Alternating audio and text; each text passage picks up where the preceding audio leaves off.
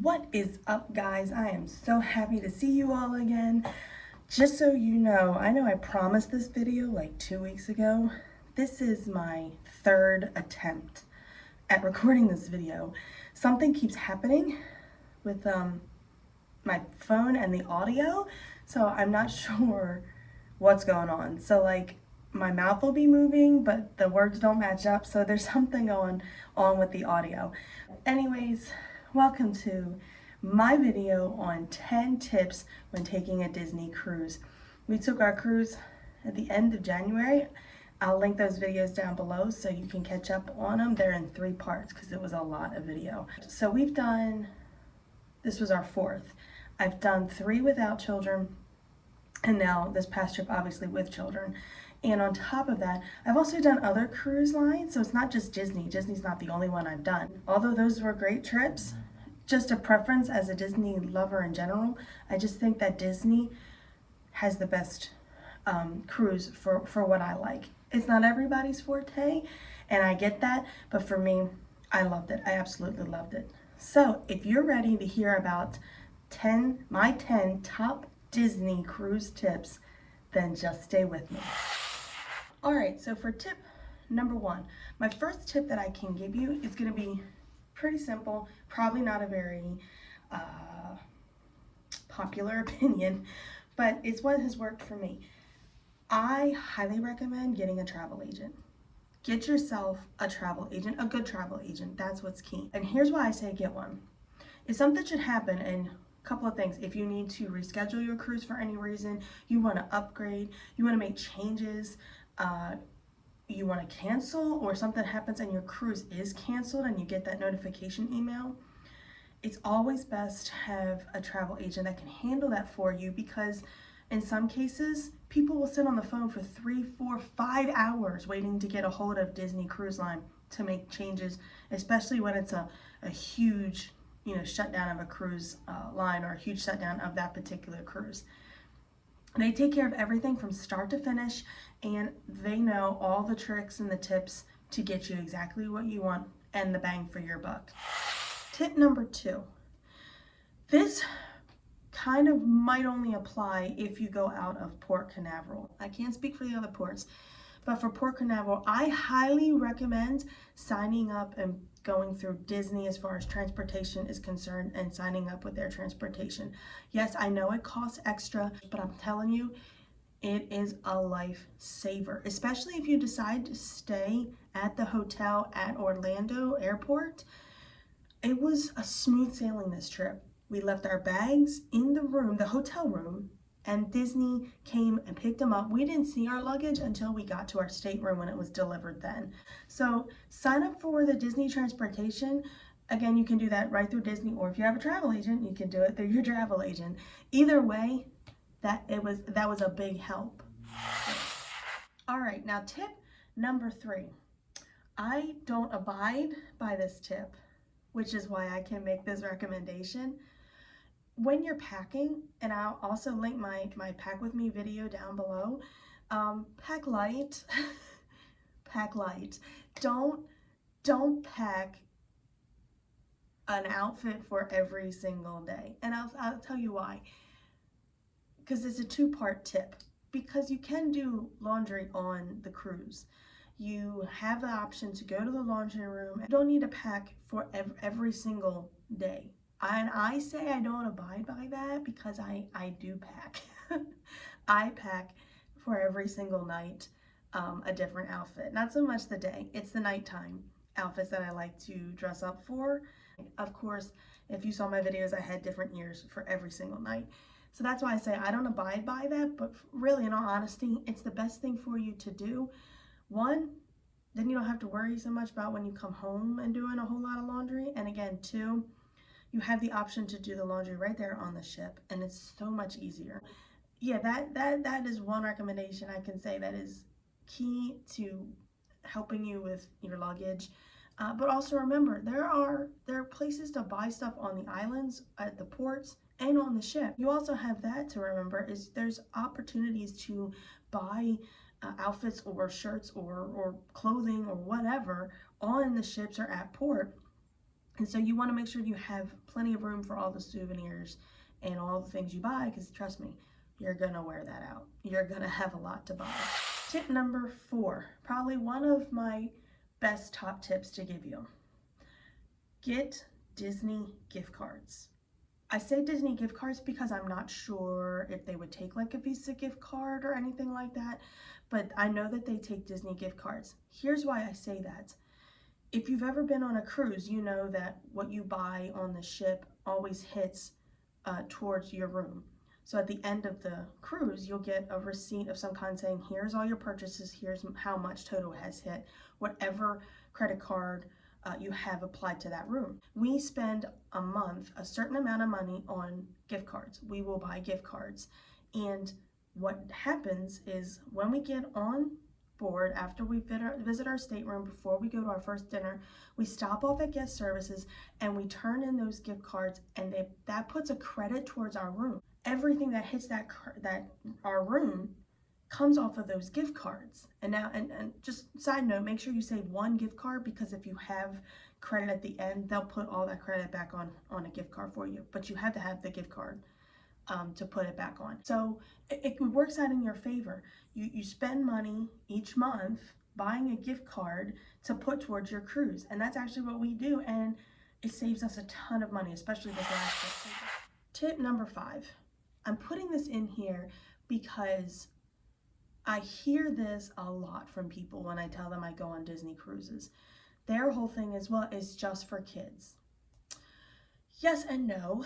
There are plenty of adults, myself included, who are Disney fanatics. So we love all things Disney, no matter if we're 10 or 50. I'm 36 and I love Disney to a whole nother degree. But it's not true that it's completely geared towards kids.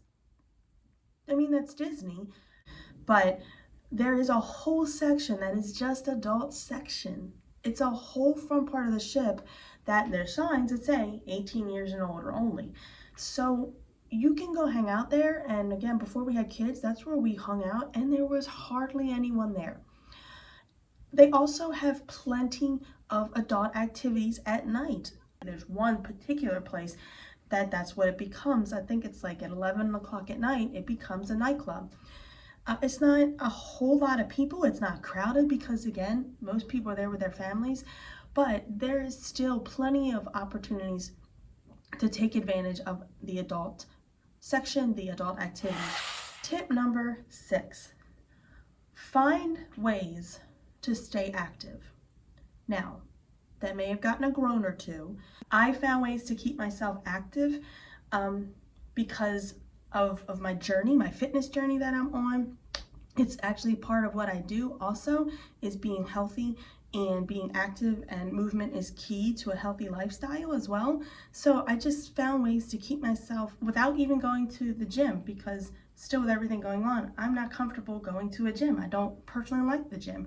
I love doing my at-home workouts, and although I wasn't able to access them because you have to pay for Wi-Fi, I was still able to, again, stay active, walk the deck, or there's a jogging area for people that like to jog. You may say, well, but I'm on vacation. That's true, and I don't fault you at all for wanting to just relax. But you still want to be active, because I tell you this, even on this cruise, just by changing how much I was active, I essentially lost a pound. After eating all the good food, I still lost a little bit of weight. There's plenty of time to rest and relax, but your overall health is still key, even on vacation. Okay, tip number 7. We're almost there. Tip number 7. If you have a request or you need something, just ask. I'm telling you that because we did not do that on the first night. Belle is, at that point, she was 7 months old. She had just turned 7 months old. And she's slowly getting into, solid food. And we didn't think about it when we got on board. We were like, what in the world are we gonna do with feeding her? Because she's still like eating the little mushed up food. And the first night, I'm trying to feed her macaroni, and she, of course, was loving it.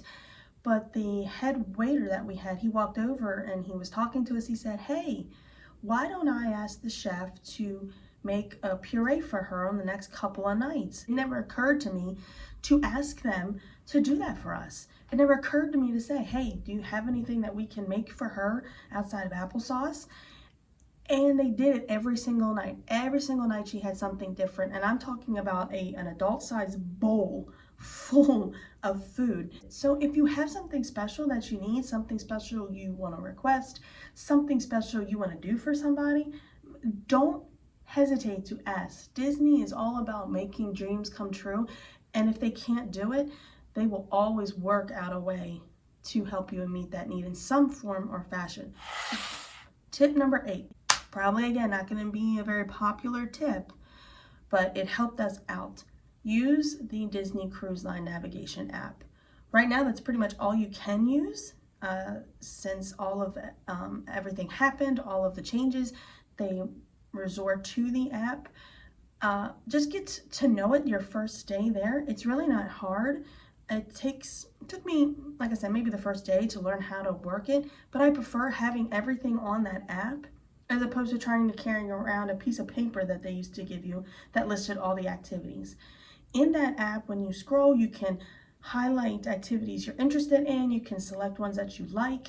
Now what they're doing is if you are like at the first seating for dinner, they automatically link you to which shows you should go to, like what time show you would be able to go to. I know it's a pain for some people, and I totally could understand that. And I know sometimes the chat people don't like, but you know what? Every time we used the chat, people were responsive, they were on it, they were helpful. Even when we were trying to request a specific server, we just went into the app and asked, and yeah, I know it's not something everyone likes. I know technology is, again, not everybody's cup of tea, but use that app. Use it, get familiar with it. It completely helps you. And again, it will alert you if you have your notifications on. It'll tell you, hey, you like this activity, it's coming up. And it's just so much in there. It's just so much better having that in hand than having to carry around a piece of paper all day.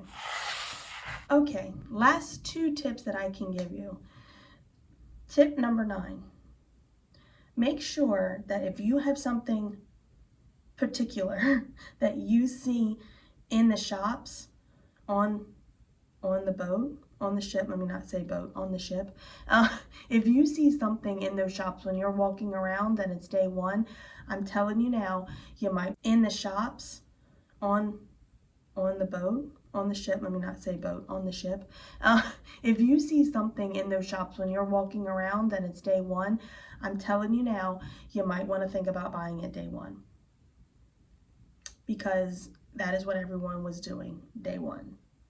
Any of the popular items were gone by day 2. So we walk around the ship before we leave the port, and my husband had seen something. He was like, oh, I really like that. I'm gonna try and get that. And I was like, okay, great. But 7 days, we were like, well, I'm sure it'll, we have plenty of time to shop. So after dinner on the first night, we went to the shops and they were absolutely packed. And we couldn't figure out what the big deal was. Like, it's nothing phenomenal. It's all gonna be here tomorrow and day 3 and day 4. Yeah, not true. Not true. If you see something and you like it, get it, because again, there is truly no promise that it's gonna be restocked when it comes back around to the next day or so. Hop on it. Hop on. Just like you do at Disney parks. If you see it on the cruise line, get it. And you like it, get it. All right, last tip. Tip number 10 is probably, outside of the gift cards, this is a very, very crucial tip for you. And that is simply this. Relax. Relax on your cruise. I am the type of personality where I have to plan start to finish. If you watch my YouTube channels, you know that all I do is plan when I'm even cleaning. I have to plan out when I'm cleaning and what I'm doing and in a day, and it keeps me focused and keeps me on target to meet my goals. But on a Disney cruise, there's no need for you to plan so hardcore that you forget what this is about. This is your time. This is your family's time. This is time for you to just center yourself, forget it all, leave it all sitting on the side of the dock, and be with yourself, be with your family, your spouse, your significant other, whoever you go with, and be in that moment. It's not about hitting and meeting every expectation on your cruise. It's about allowing the magic to take place. That is Disney. A cruise line is completely different from the parks. The parks, I know you have to plan where you're eating, schedule where you're gonna ride, and etc. A Disney cruise is not like that. You don't need to do that. You don't need to strain yourself and stress yourself out trying to make sure you hit all of the things you want to hit. We didn't really plan. Again, total anxiety. But after about the second day, I was fine because it was about making memories. It was about making memories with my family and with these kids. They may be young and maybe never remember anything, but the purpose of it was, in essence, all about us having time and making memories as a family. And so if it was 1 o'clock and they were getting cranky and they were tired from playing in the pool area all morning and almost all afternoon, and we had an event that I wanted to go to, bingo, whatever, it was nap time. It was time to put kids down to get some sleep before dinner, because at night there were plenty of activities for them to do. So don't think you gotta schedule everything. Take your time and plan accordingly as far as getting there and getting set up and all that. But once you're there, enjoy the Disney magic. I hope you guys have enjoyed these top 10 tips. I'm almost positive I could find 10 more to give you. I guarantee if my husband's watching, he's probably going, you missed a couple. So maybe we'll do another one. But I hope you guys enjoyed it. I hope you got some value out of this. Please remember, if you like my videos, you like this video, please click the thumbs up button down below. That lets me know what people are interested in watching and what they're interested in seeing me talk about. Make sure you subscribe and click on that notification bell so you know every single time that I upload a video. Guys, I'm hoping to see you in my next video. Have a great and wonderful day.